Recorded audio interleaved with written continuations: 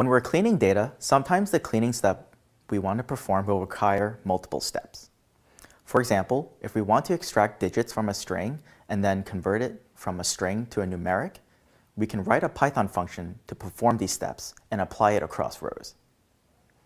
Let's check out how to use apply. Here's a sample data frame. We can apply a function, in this case the mean, across each column of the data frame and get the average value for each treatment. We can also apply the mean function across each row by using the keyword argument axis equals 1. Here's a subset of a job application filings dataset. We want to check that the initial cost and total estimated fee to make sure it's a valid monetary value. Then, we want to remove the $sign and convert the string into a floating point number and find the difference between the two values and save it to a new column. If the entry isn't a valid monetary value, return a NaN missing value. Let's begin by loading the regular expression library and NaN missing value.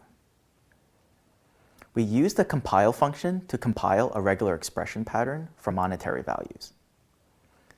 Next, let's write the function. You can learn more about functions in other DataCamp courses, but here's how you write them. You first define the function with the keyword def. Then you specify the name of your function, followed by your function inputs in parentheses. And you start defining your function after the colon. The body of your function will be indented. You end your function with the return statement and the output value. When we apply a function across rows of a data frame, what gets passed into the function is the row of data. Even though we only need a few values from the row, the entire row will be passed into the function.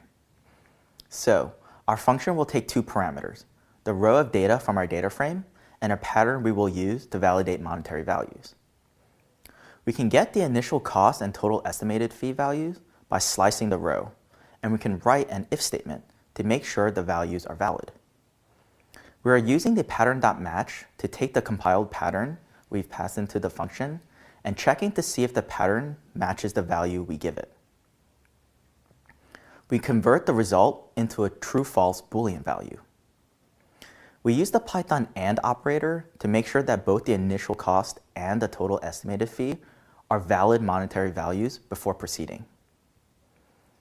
Now that we have a valid monetary value, we can remove the $sign by replacing it with an empty string using the built-in Python replace method on strings.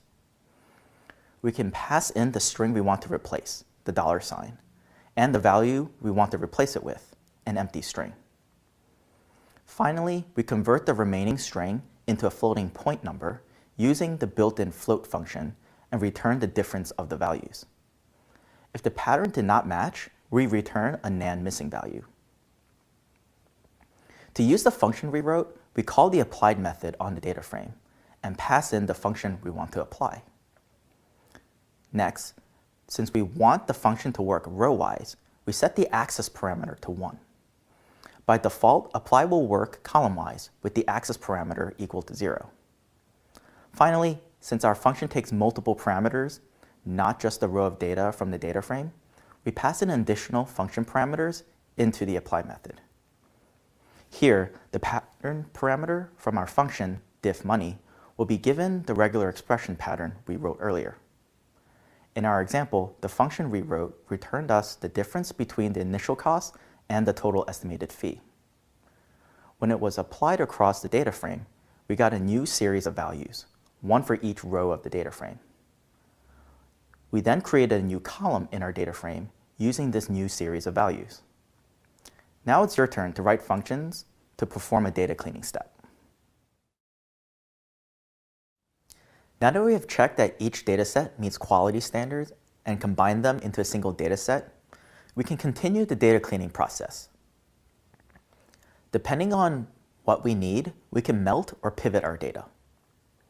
Recall the principles of tidy data. Rows form observations, and columns form variables. Tidying our data will make various data cleaning steps easier, and melting will turn the columns into rows, and pivot will take unique values in a column and create new columns from it. Once our data is in a tidy format, we want to check the D types of our data to make sure all the column types are what we expect. We can check our types with the dtype attribute. We want to make sure the types in our data are the ones we expect. When numeric values are coded as strings, it's a sign for bad data value. You can change a column type using the toNumeric or asType method. For example, you want to turn a column into an integer or floating point numeric number. You pass asType the int or float statement, or you can use the toNumeric method. Next, we want to process and make additional calculations on our columns needed for analysis. We can either make calculations directly from existing columns or write our own separate function to perform a calculation and apply it across a data frame. Remember, when applying a function, access equals 1 will work row-wise. We can save the values from the row-wise calculations and assign it to a new column in the data frame. Finally, we want to write our data to a file. We do this by calling the toCSV method on a data frame and supply the method the file name we want to write. This way, our analysis can simply load the fully clean dataset without repeating all the work we've done.